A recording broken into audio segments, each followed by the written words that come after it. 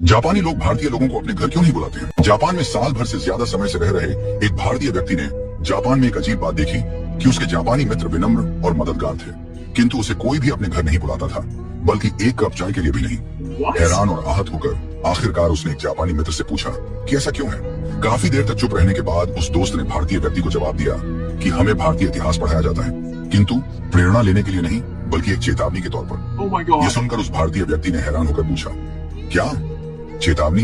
भारतीय इतिहास चेतावनी के तौर पर पढ़ाया जाता है? प्लीज बताओ ऐसा क्यों है? तब जापानी दोस्त ने उससे पूछा कि बताओ कितने अंग्रेजों ने भारत पर राज किया था?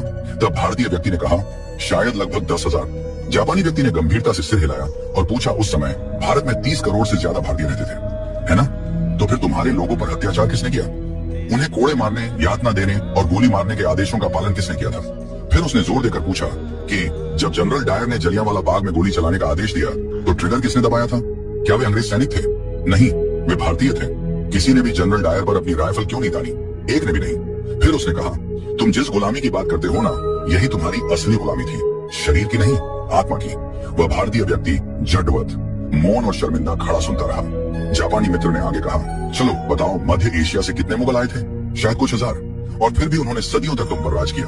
मुगलों ने अपने संख्या बल से भारत में शासन नहीं किया, बल्कि तुम्हारे अपने लोगों ने सिर झुकाकर मुगलों को सलाम किया, अपने लोगों से द्रोह किया और मुगलों की वफादारी की, या तो जिंदा रहने के लिए या फिर चांदी के सिक्कों के लिए।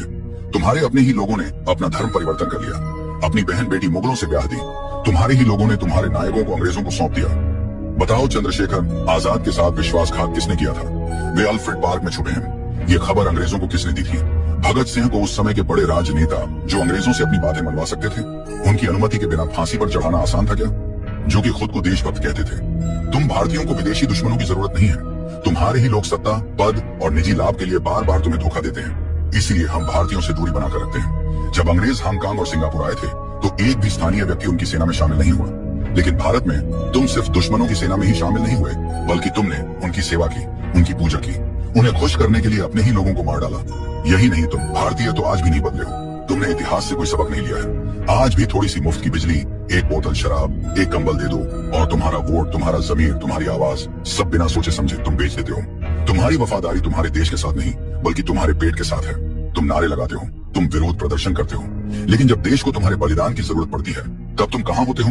तुम्हारी पहली वफादारी अभी भी अपने घर, परिवार, पत्नी, बच्चों और धन संपत्ति के प्रति है। बाकी देश और धर्म जाएं भाड़ में। इतना कहकर वह जापानी वहां से चला गया और वह भारतीय शर्म के मारे सिर नीचे किए वही पत्थर की तरह खड़ा रह गया।